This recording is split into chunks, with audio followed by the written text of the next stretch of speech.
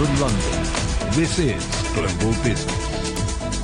Hello, welcome to the programme. I'm Jamie Owen. And I'm Robin Dwyer. Our top stories. China sets a growth target of around 5% as Premier Li Qiang signals a more proactive fiscal policy.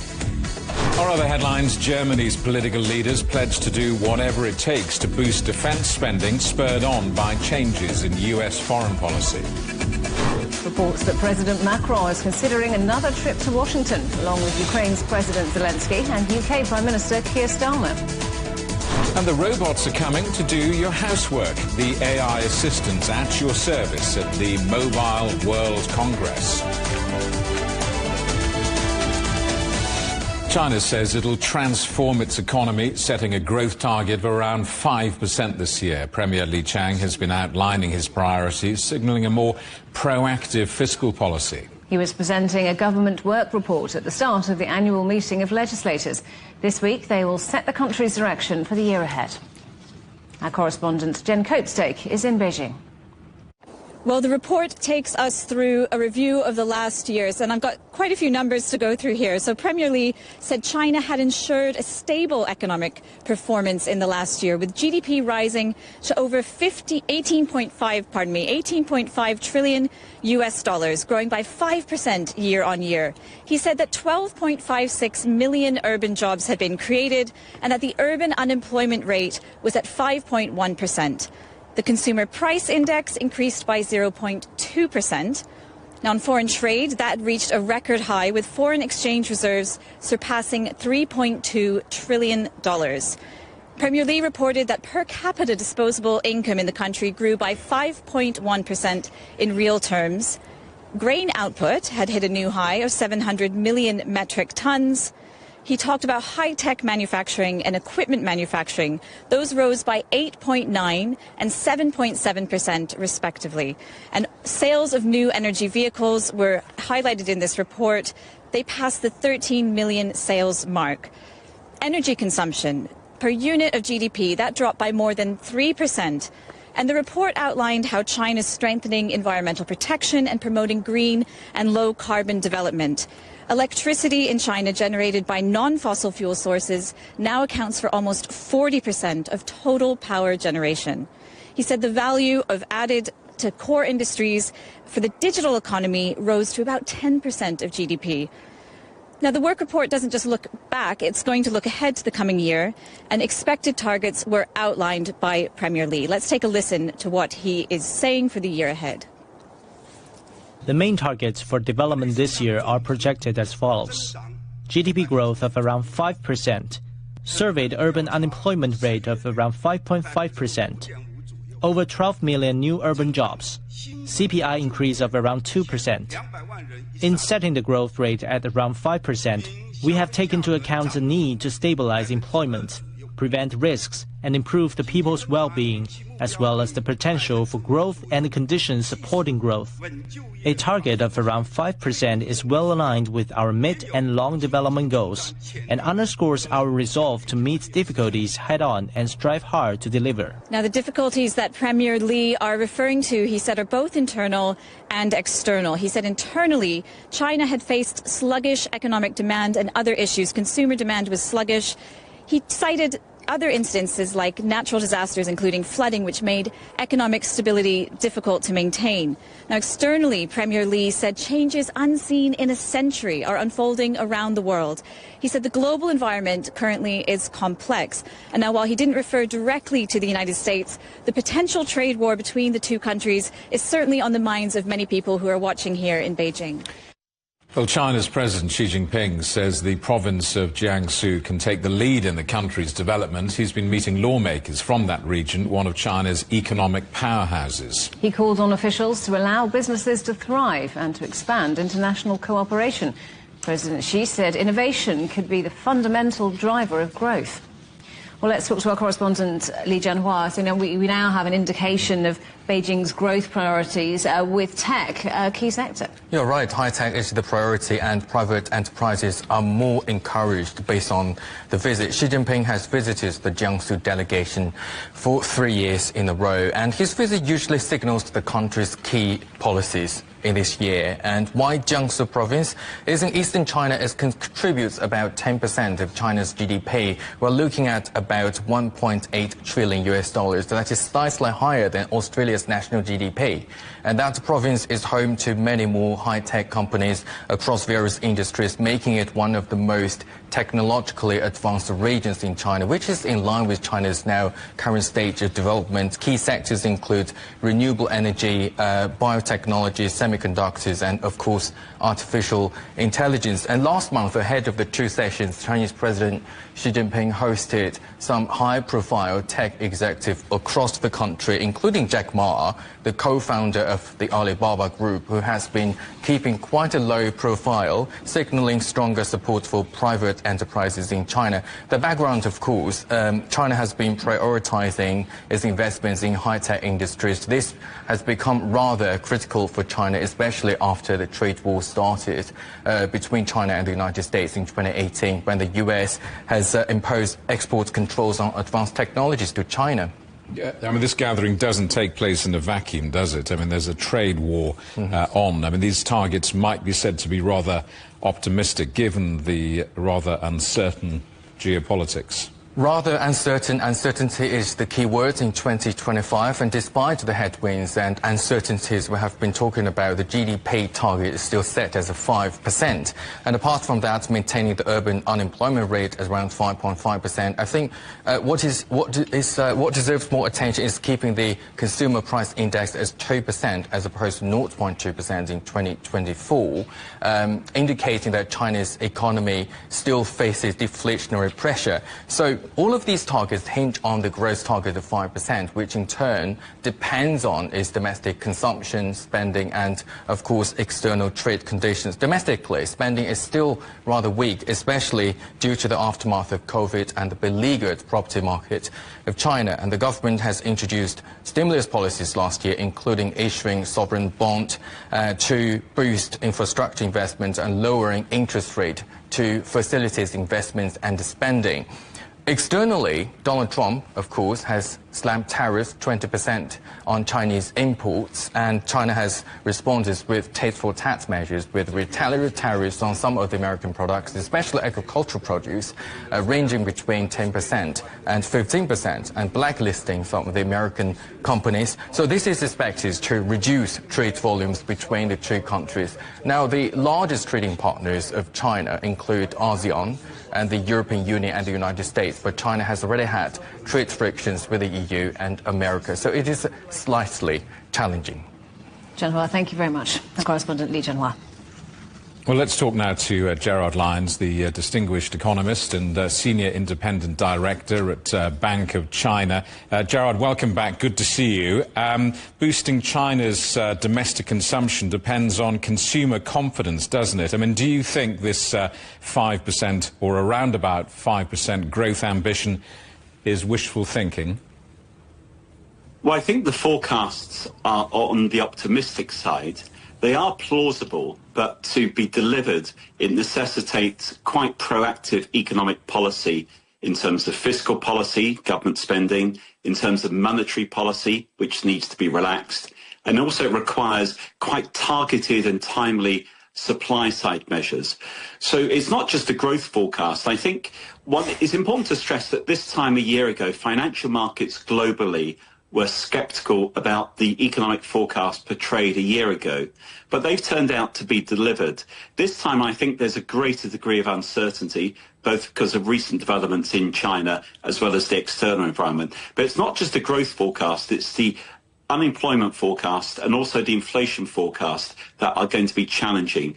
The challenge is that China has faced deflationary pressures recently, so to get to 2% inflation, it really does necessitate easier economic policy that results in higher spending at home. So they're plausible but optimistic. Let's talk about spending abroad and selling abroad. We're going to travel around the world in this program in the next 30 minutes or so and talk about tariffs. How detrimental are tariffs to China's prospects, and what's your outlook? What is going to happen on this tariff war with regard to China? Okay, well, we've had a sort of dry run, shall we say, during President Trump's first term. Then the tariffs were on smaller scale and less in scope. And then China reacted by looking towards self-sufficiency in terms of areas such as food, energy and technology. Now, this time, it depends on how hard the tariffs hit. The Chinese need to respond in a number of ways. In terms of the domestic economy, is very much reinforcing the message I've just said about stimulative measures at home. In terms of the export side, it's whether China can take some of the hit of the tariffs, either through currency change or squeezing the profit margins, or rerouting to other countries or via other countries such as Vietnam, or on top of that, or in addition to that, trying to focus on new markets to sell into, such as Southeast Asia. Of course, China can sit down and negotiate with President Trump about other areas of the Chinese economy to open up in order to mitigate the pressure. So I think there are challenges there. But I think it's important to stress that this is the first stage in the process. There are policy levers that the Chinese can pull. What is your take on China's broader economic strategy? Well, I think it's important to stress that China is moving from a very high sustained rate of growth to a much more slower and more volatile pace of growth. That's a natural consequence of China going from middle income to high income, and it's a natural consequence of having a much older and aging population. What I would actually stress is that China needs to actually very much follow through on the supply side measures it's talked about, in particular moving up the value curve. And at the same time, for much of the last decade in China, the talk has been about boosting domestic consumption. Now, the outlook for any economy, including China, depends on the interaction between the economic fundamentals, policy and confidence. Confidence is key in order to maintain the confidence of those people, but the ability to spend. But the policy levers need to be pulled to ensure that unemployment, particularly youth unemployment, is addressed, and that China delivers on sustaining growth nearer to 4 to 5% as it hopes to. So I would be constructive about the outlook, but within saying that, it's important to stress that there's a high degree of margin of error this year, just given what's happening internationally as well as what's happening in the mainland itself. Jared, good to see you, and thanks for coming on the programme again. Jared Lyons, the economist and senior independent director at the Bank of China. Germany's future coalition partners are proposing a $533 billion spending increase to boost defence and revive its struggling economy. The plan by Friedrich Merz, the country's likely next chancellor, will see borrowing rules change to free up investment. Merz is working to form a coalition with the Social Democrats. President Trump told NATO members that they must increase defence spending to meet Washington's contributions. Our correspondent Trent Murray is in Berlin. So, Trent, how significant are these spending reforms and what will they involve? Well, this is a seismic shift, really, for Germany, because not only do we have this headline number of around $500 billion to be spent on the country's infrastructure, but the really interesting and notable moment that we're looking at is the fact that they are changing the constitutional rules around borrowing in order to funnel a lot more money into the German armed forces. Now, what am I talking about here? Well, this is something known as the debt brake in Germany. It was enshrined in law back in 2009 in the wake of the European financial crisis. It effectively is a handbrake on lawmakers in terms of just how much the German government can take out as a loan. But under this new proposal by Friedrich Merz, that handbrake would effectively have an exemption placed on it, and that is for defence. So there are some numbers there which suggest anything above 1% would not have this exemption. And what that means hypothetically is that the German government of the day will now be able to spend or raise and spend an almost unlimited amount of funds on their defence industry and military. Now, this, of course, is coming in the wake of growing uncertainty about security in Europe. It also follows some of that rhetoric out of Washington questioning the transatlantic alliance. And so we're seeing things move quite quickly here from Friedrich Merz, the man tipped to be the next chancellor following his election win. I think we've got a clip that we can just listen to here from Friedrich Merz.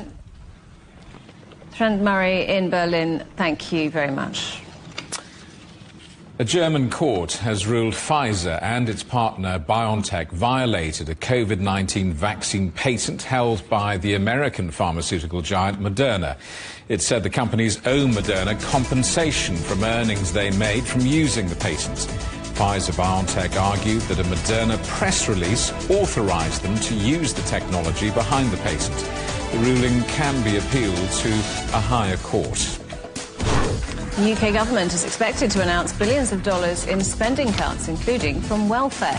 Finance Minister Rachel Reeves is expected to unveil the plan in her spring budget this month, when the fiscal policy for the year ahead is presented to Parliament. It comes after months of economic downturn in the UK and escalating geopolitical tensions. Sales of new cars in the UK have fallen for a fifth straight month, despite continued demand for electric vehicles. New car registrations were 1% down on a year ago, but EV sales were 41% higher, with Tesla's Model 3 and Model Y among February's best sellers. Across the rest of Europe, Elon Musk's car brand continued to see a dramatic decline in purchases.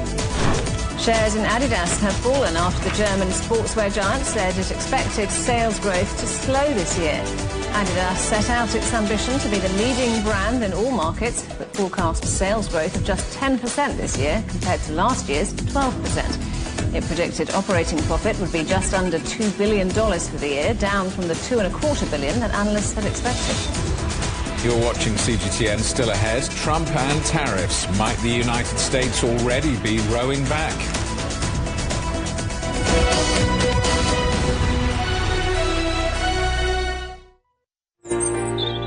Ever wondered what's the difference between a bear and a bull market? Where are the cash cows? And who are the lame ducks? And what exactly are black swans? Grey rhinos?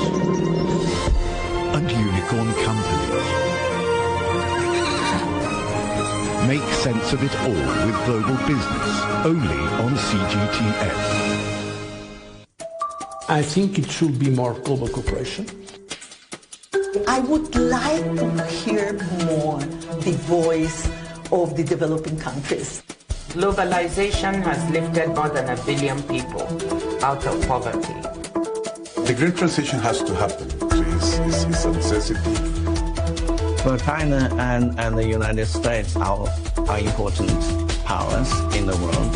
What unites us is much more than what divides us. And I believe China is committed to this agenda. Join me, Juliet Mann, to set the agenda at these times every weekend on CGTN. You might think you are better informed in an information age. The fact is, people are more often misled by misinformation. You might think every voice is heard in a digital world. The fact is, many nations and peoples are still underrepresented. And data poverty shuts out many. We at CGTN are committed to transcending the information gap and the digital divide. CGTN, bridging nations and civilizations. CGTN, see the difference.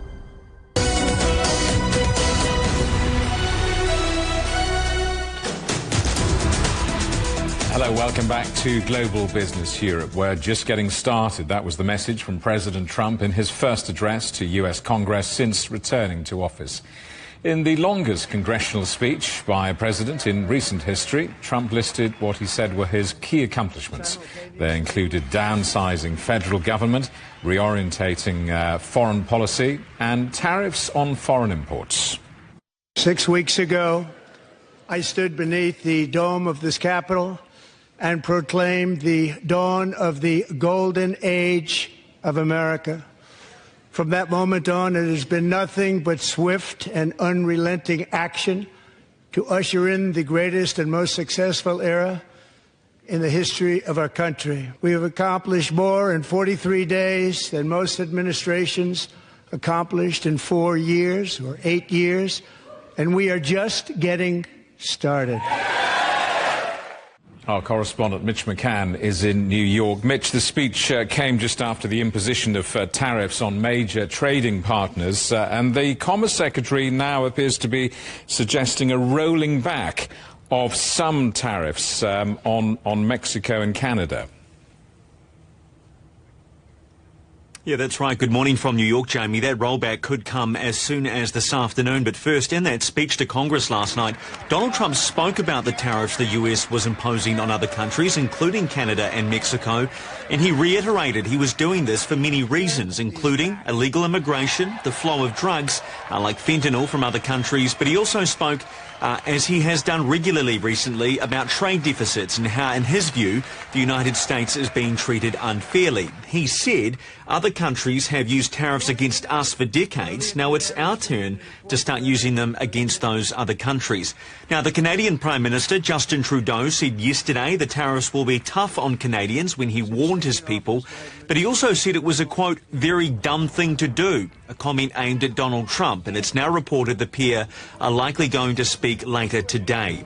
Now, we're learning, as you mentioned, there may be some changes to these tariffs in the coming hours, which may bring some relief to Canada and Mexico. Howard Lutnick, Donald Trump's Commerce Secretary, was interviewed this morning on Bloomberg television here in the US, and he said there are going to be tariffs, let's be clear, but what he's thinking about, referring to Donald Trump, is sections of the market that maybe he will consider giving relief to until April the 2nd. April 2nd referring to the day the reciprocal tariffs will come into force, but it's been reported that this relief could come from the auto industry, which would be significant. So we could hear something as soon as this afternoon on that, but the headline really, some relief might be coming from these tariffs only a day or two after they've been imposed. What are the markets making all of this? Yeah, well, look, a reasonably unremarkable start on the US markets this morning. If we look at first where the market finished yesterday, because it was a significant day, the S&P 500 fell 1.2%. It wiped out all the gains that were made since Election Day. The Dow Jones was down 1.6%, and the Nasdaq was down as well. But that recovered late in the day because of gains made by tech companies Nvidia and Microsoft. But if we look at the US stock market this morning, the Dow Jones is down only slightly, 0.07%. The S&P 500 down only slightly as well, 0.38%, and the Nasdaq down just under 0.5%. So unremarkable on the US markets this morning. That's possibly because of Howard Lutnick's comments that there might be some relief in terms of these tariffs. And there's also been a jobs report out this morning that shows there are far less jobs being taken up in the corporate sector or in the private sector than expected. So all markets in the red this morning, but not by much. We're likely to hear more from the White House at 1 o'clock this afternoon, in a couple of hours in that press briefing where we may hear more information about possible reliefs or a possible rollback of these tariffs. Jamie. Mitch, thank you for that. Our correspondent Mitch McCann in New York. This latest round of United States tariffs on Chinese goods has sparked concerns over trade disruptions. But in the city of Yiwu, home to China's largest wholesale market, exporters are finding innovative ways to stay competitive. Our correspondent Zhou Yixin reports. Yiwu, known as a global hub for small commodities, has long been a key supplier to international markets. In recent years, companies here are increasingly embracing innovation and premium product development. Jinqi Toys is a pioneer in 3D printed toys, a niche that has seen rapid growth. Today, a big portion of its exports go to the U.S.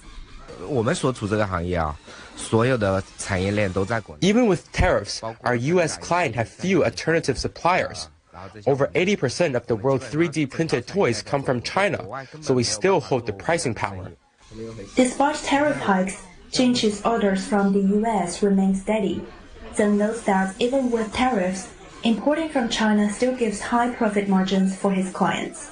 Moreover, raw materials and affordable 3D printed machines still have to be purchased from China, even if production is shifted overseas. For Rock Bros, a sports gear manufacturer, brand building and e-commerce have been crucial. The company has broken free from the stereotype of cheap Chinese manufacturing, redefining it as affordable premium.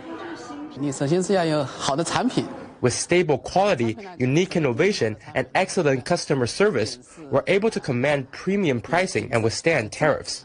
By focusing on product innovation and branding, it has built a loyal customer base overseas. For many enterprises, the focus has also shifted toward higher value products with original designs and innovative materials. Our products have become more user-friendly, with stronger design appeal while remaining responsibly priced. I believe this is China's competitive edge, and increasing tariffs will not change that. At the Yiwu International Trade Market, many international buyers are amazed by the large variety of products. I'm very happy to be here. I saw many things not available in my country, and we can buy a lot of things. Good for business. Some international buyers argue that U.S. tariffs will not significantly impact China's manufacturing dominance. China can sell in other countries, maybe 200 countries in the world, not only America. It's not a big problem for China. And some believe that global businesses cannot afford to lose access to China's production capacity. I don't think the world can live without China. Or it will be more expensive or something like this. While trade disputes create uncertainties, Yiwu's exporters are proving that adaptability can turn challenges into opportunities. As the landscape of international trade has become more diversified, Yiwu has strengthened its position by unleashing greater innovation and high-end transformation. Zhou Xing, CGTN, Yiwu, Zhejiang Province. Malaysia and Singapore have agreed to jointly create a special economic zone in southern Malaysia near the border. Malaysia wants to attract high-tech industries to stem the flow of talent to Singapore. Our correspondent Ryan Meltzer reports. People in Malaysia's Johor state are used to seeing friends and relatives commute daily to work in Singapore or move there, drawn by its higher wages. I feel very disappointed and sad. But there's hope that brain drain could ease, with Malaysia teaming up with Singapore to create a vast new special economic zone here. I hope there will be a more and better jobs opportunity creating for locals, especially youth, and then to ensure the high-paying jobs. So that Johorians no need to travel to Singapore to earn a higher wage. The zone is 4 times the size of Singapore, with multiple flagship areas, including ports, a petrochemical hub, a financial services zone, industrial parks, and the main city of Johor Bahru. Around 18 years ago, the Malaysian government launched what it called the Iskandar Development Region. It covered much the same area as the new special economic zone and had similar aims, but fell short of expectations. Unlike the earlier Iskandar project, the new zone will not be looking to attract industries that are no longer cost-effective to do in Singapore. There is a built-in mechanism to ensure that we only get high-value and high-tech investments. Both governments committed that we are only looking to promote and source for those kinds of investments. Malaysia believes that Singapore having a direct stake in this project will help ensure its success. This is the first time that Malaysia and Singapore sign a binding agreement to harmonize our processes, make financial commitments, and will jointly promote and plan for this special economic zone. Analysts say Malaysia's government must work to ensure locals have the skills investors in the new zone will need. And people like Brevia Pan hope that in future, Malaysians will commute across the narrow strait to Singapore, mostly for leisure rather than for economic reasons. Ryan Meltzer, CGTN, Johor, Southern Malaysia. You're watching CGTN. Still ahead. French President Emmanuel Macron is reported to be considering returning to meet President Trump, along with Ukraine's Volodymyr Zelensky and UK Prime Minister Keir Starmer.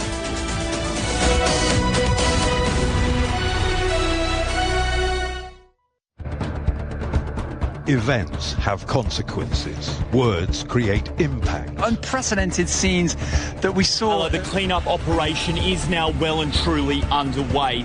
Parts of southern Europe remain in a state of emergency. Context gives meaning. People make history. Far more than 1,000 people have come here today. But authorities are still on high alert.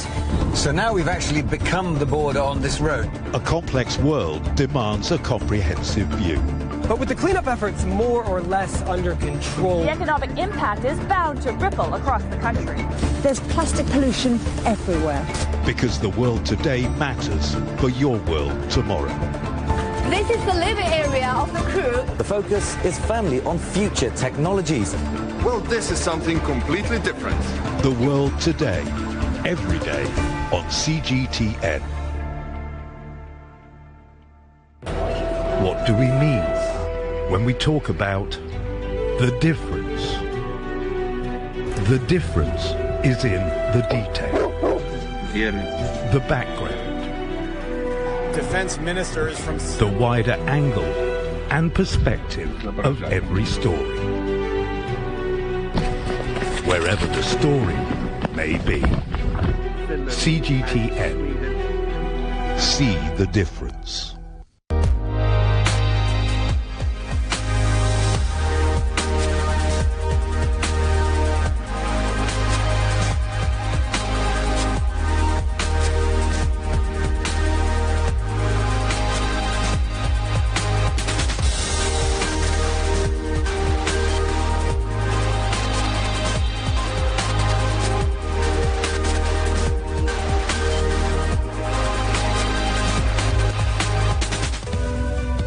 We are all connected.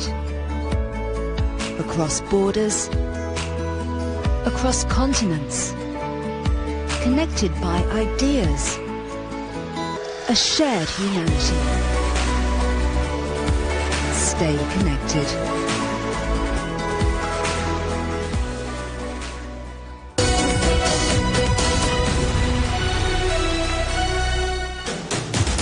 Hello, welcome back to Global Business Europe with Jamie Owen and Robin Dwyer. Our top stories.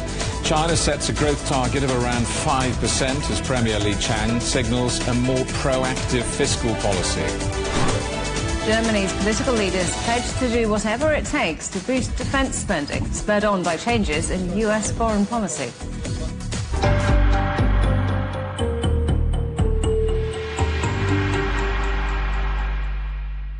French President Emmanuel Macron is reported to be considering returning to Washington to meet President Trump, along with Ukraine's Volodymyr Zelensky and UK Prime Minister Keir Starmer. Well, let's talk to our correspondent Will Denslow, who's in Brussels. Will, what more do we know about this?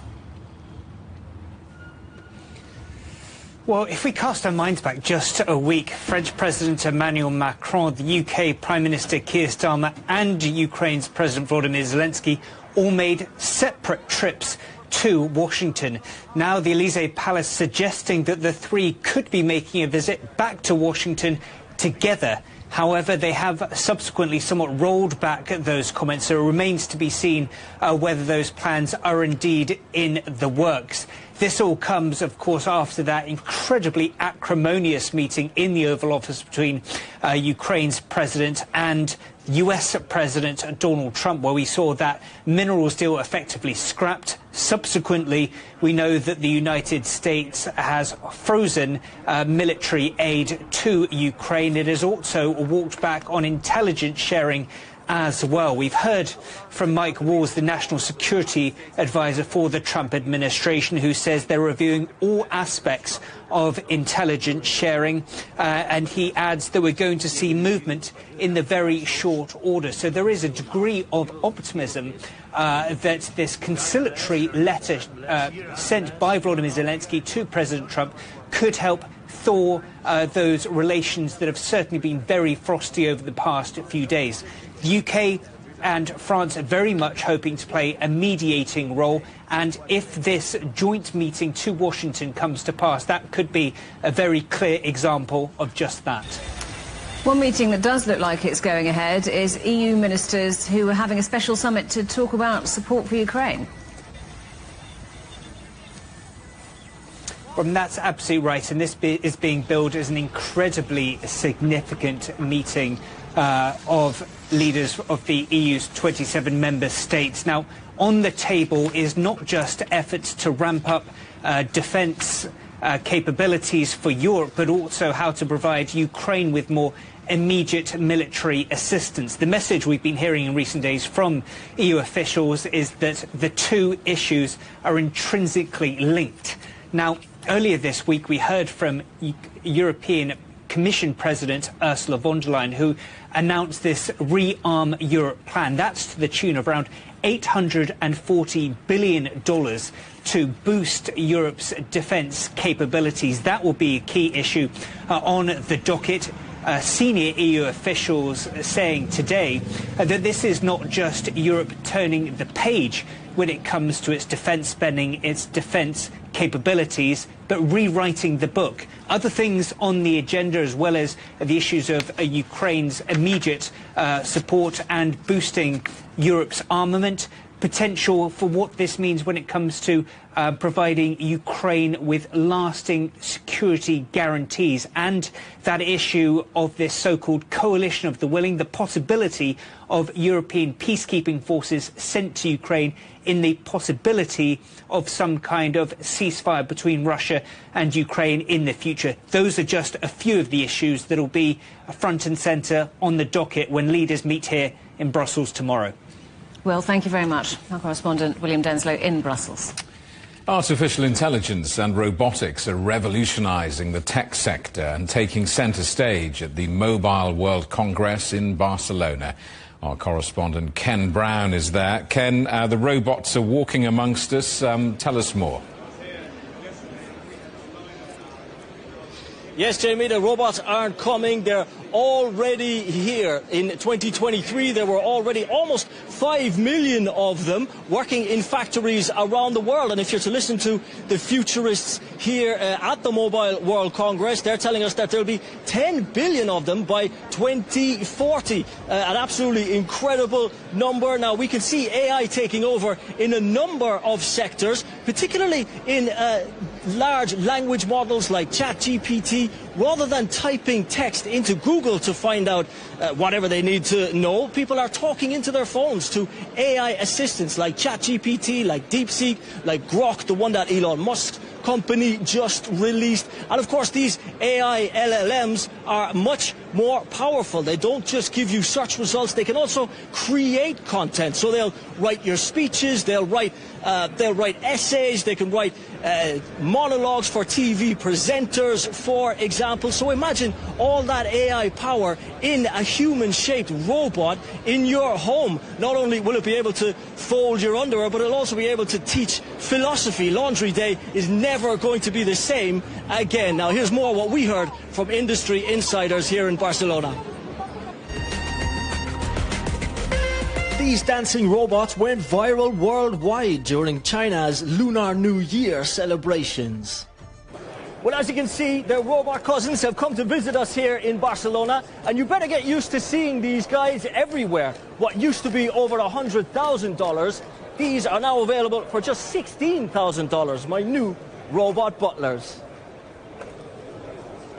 In my opinion, the future vision of robots is like the humanoid can be your friend in your house, who can clean your house and washing some clothes. The humanoid can do some elderly care. We believe that in the next 3 to 5 years, the future belongs to robotics. Yo, step up and give me a shout. Artificial intelligence is also helping humans to communicate with each other. Chinese company iFlyTech's Wall translates into 9 languages simultaneously.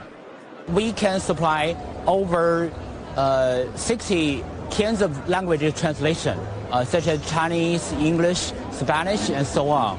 With it, you can go anywhere, talk with anybody of the world. But will it translate an Irishman speaking Chinese?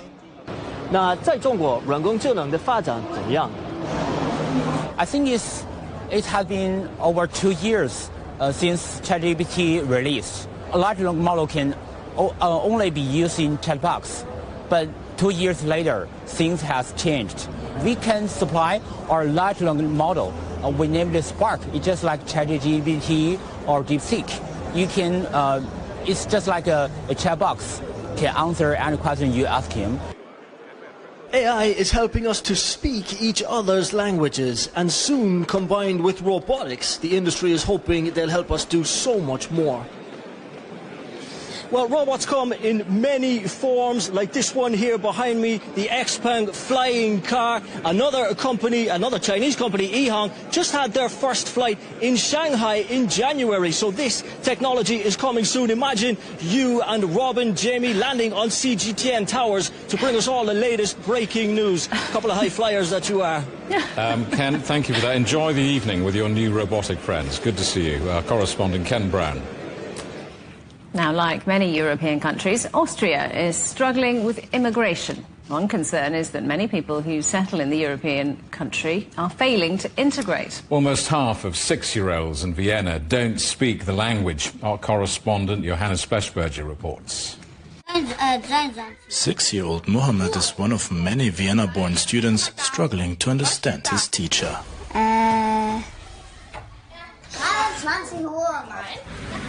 2 years ago, 36% of Vienna's first graders did not speak enough German to follow lessons. Now that has risen to 45%, according to official figures. But there are some who are overwhelmed with everything and can't follow. I also have some kids in class who speak back home non-German, and now with kindergarten at school they hear the German language for the first time, and I think it's a bit worse than the last years. While some pupils have recently migrated to Austria from countries such as Ukraine and Syria, most have been living here for a while, raising concerns that some migrant communities aren't integrating. Statistics show 60% of the children who lack German language skills were born in Vienna, and almost all of them attended preschool childcare.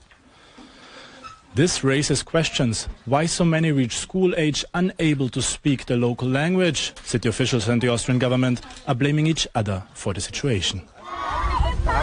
According to experts, the lack of students' German proficiency after kindergarten is because Austria's preschool teachers are not adequately trained for today's challenges. What we need in preschool education is more highly qualified preschool teachers who know how to support the language learning process. Not only better trained teachers, but also more of them. Marie-Sophie says the government needs to act now. Julian! Teachers are burned out or quitting the job. It will be collapsing in some years. The language situation at schools is also becoming a political issue. According to recent polls, the migration-critical Freedom Party is expected to increase its support in Vienna's upcoming municipal elections. But others say more needs to be done to offer migrant communities the chance to integrate more fully. Johannes Pechberger, CGTN, Vienna. You're watching CGTN. Still ahead. In the fast lane, how policy, innovation and competition are shaping China's electric vehicle industry.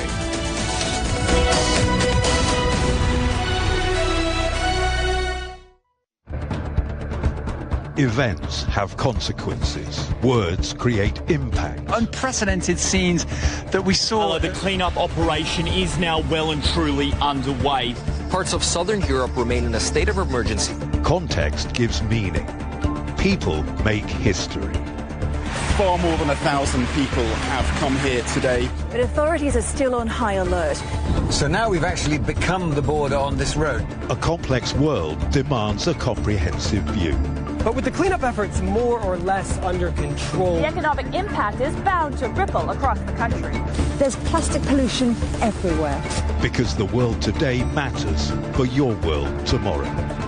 This is the living area of the crew. The focus is firmly on future technologies. Well, this is something completely different.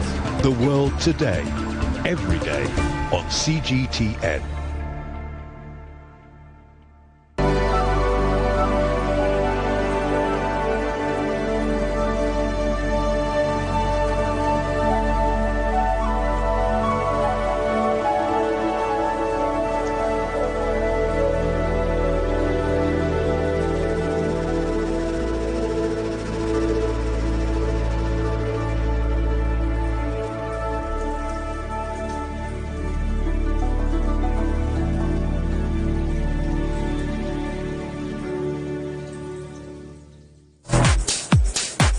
today, China makes 2 out of every 3 of the world's electric vehicles.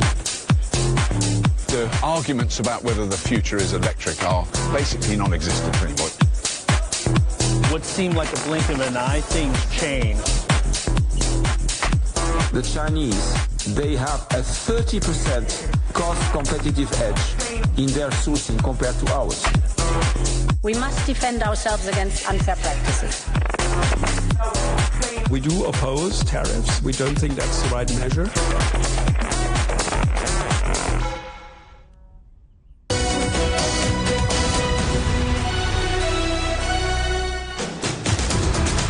Hello, welcome back to Global Business Europe. When it comes to autonomous cars, China's in the driving seat, testing more than any other country.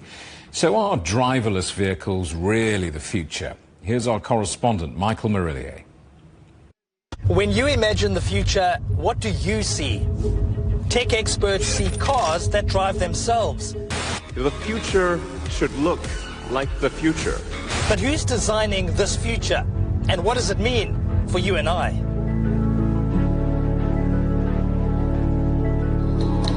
This is China Explained. Self-driving cars are not science fiction. Several countries are testing this tech. China, the US, France, and Germany, for example. Right now, each country is in a pilot phase, looking to draw up its own master plan. And China may provide a blueprint because it's conducting what could be the largest self-driving experiment on the planet. China has issued at least 16,000 licenses for self-driving cars. In some cases, they're sharing the same roads as human drivers. The number of vehicles has been climbing for years, but demand really spiked in the summer of 2024. Self-driving taxis now operate in nearly 20 Chinese cities. Tech giant Baidu launched its Apollo Go service, in Chinese Luobo Kuaipao, in 2020. 4 years later, it had clocked more than 7 million rides. Not bad, considering it could only operate in certain parts of each city. Baidu is now planning to offer its services in 100 cities by 2030. Meanwhile, other robo-taxi services are emerging. Companies like WeRide and Pony.ai, to name just a few. Electric vehicle manufacturers are also looking to use self-driving tech in future models. The self-driving sector is revving up. But how do these cars even work?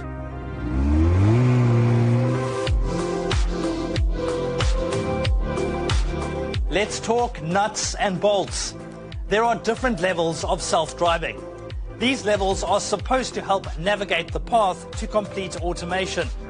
Here's the lowdown. The driver does pretty much all the work from level 0 to level 2. With level 3, the car can drive itself. At times, you won't even need to keep your eyes on the road.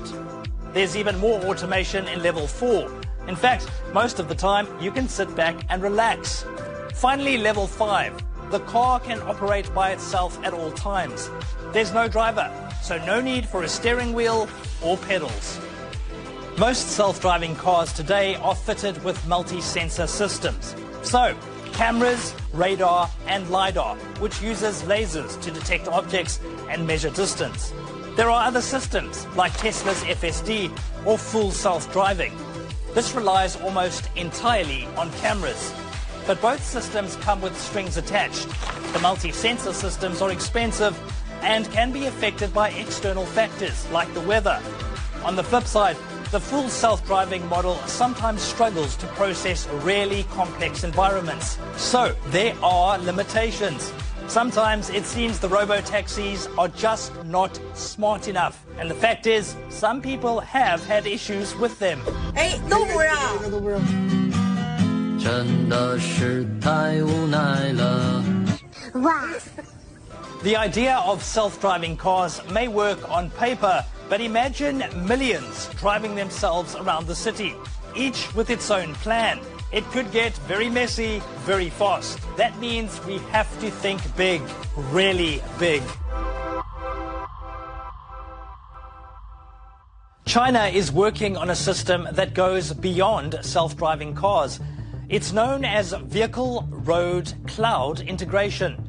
This system will connect cars with each other and just about everything else: the road, pedestrians, cameras, and the IT systems running the cities. Maybe it's no surprise that China is working on this system. Its transport network has to support 1.4 billion people. It also has a complicated web of roads linking cities to rural areas. Experts say the vehicle-road cloud integration can manage this complexity. But to achieve this, China will need better infrastructure, satellite navigation systems, cloud computing, high-definition maps, communication networks, and of course, rules and regulations. That's a long list, but China started planning for this in 2015. The government has identified nearly 20 cities as pilot areas. That will allow experts to run tests on a road network spanning 32,000 kilometers. For context, the entire circumference of the Earth is 40,000 kilometers. So yeah, they aren't cutting corners. But seriously, the results could have major implications, paving the way for smart cities. In these cities, live data shapes our movements, helping people get around quickly and safely. And smart cities look set to boost China's economy. The China Society of Automotive Engineers says these intelligent transport networks should add infrastructure worth $370 billion by 2030. It may sound super impressive, but it won't mean much if people don't trust the tech.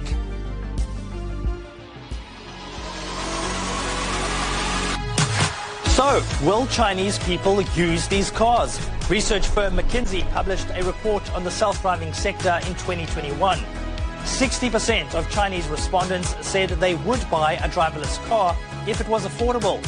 That's above both the US and Germany, countries famous for their technical innovation. Let's be clear, China has faced its share of obstacles on its road to a self-driving future. Taxi drivers in Wuhan have said they're worried that robo-taxis will steal their jobs. The cars have also been involved in accidents. That hasn't helped their reputations. Traffic regulations are also designed mostly for human drivers, making it tricky to enforce the rules when there's no one in the driver's seat. But the surge in demand for robo-taxis in 2024 suggests people are getting more comfortable with these vehicles. Officials are also looking for ways to build trust. Beijing, for example, released draft regulations in July 2024. Several other cities are set to do the same. All of that suggests China is unlikely to make a U-turn on its policy. So, it seems the sky is the limit.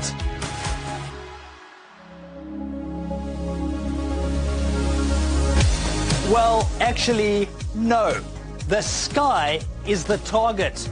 China is also trying to develop so-called air taxis. These are unmanned aircraft that take off without a runway.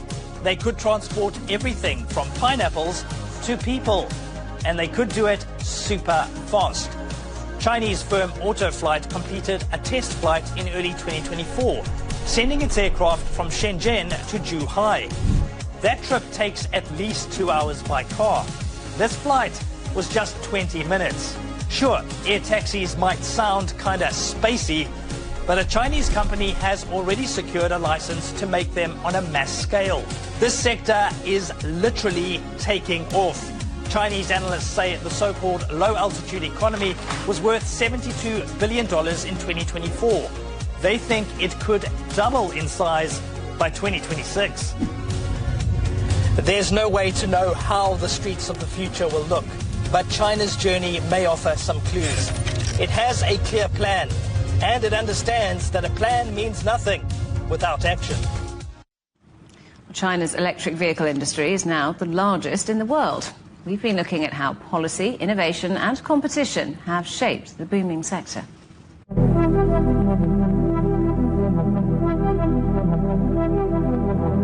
The EU's claim of unfair practices, rejected as unjustified by China, obscures other reasons for Chinese vehicle makers' commanding lead in the race to the electric future. So what's really going on? 也不能说绝对没有补贴啊，尤其是在这个产业刚开始的时候啊，其实是政府呢在引导在这个上面呢是有一些，然后呢，但是呢，随着我们产业逐渐的发展起来，其实呢，并没有，我们现在对电动车的这种补贴其实是基本上已经退出了，我们只有呢个别的可能在一些税费上面有一些这种优惠。But foreign companies could get those too. Tesla's Gigafactory in Shanghai, built in 2019 with central government backing, is credited with jolting Chinese companies into upping their game. There's a Chinese proverb that is like the catfish effect. And you throw a catfish in a pond with lazy fish, and all the fish get stronger because of the catfish. I think a lot of people use that as an analogy with Tesla entering the China market, because it strengthened all the other players. There is no nation that has built a competitive transportation sector that didn't have a heavy hand of government intervention. I mean, the nationwide U.S. highway system was not the creation of the automotive industry. There's ample precedent for that everywhere in the world, not just in China. And if that's in the strategic interest of your industry, if it makes your domestic competitors more competitive versus the global auto industry, then so be it. That's what policy should be guiding. And you can see more in our documentary, Shocking the System, why China is winning the EV race on Sunday at 16:30 GMT here on CGTN or on cgtn.com. The headlines again. China sets a growth target of around 5% as Premier Li Qiang signals a more proactive fiscal policy. Germany's political leaders pledged to do whatever it takes to boost defence spending, spurred on by changes in US foreign policy. And reports that President Macron is considering another trip to Washington, along with Ukraine's President Zelensky and UK Prime Minister Keir Starmer. That's it for Global Business Europe. Thanks for watching. More on all of our stories at europe.cgtn.com, and do follow CGTN Europe on Facebook and Instagram and TikTok. And you can go to CGTN Europe's channel on the Telegram app or scan the QR code on the screen to get stories and updates sent direct to your phone.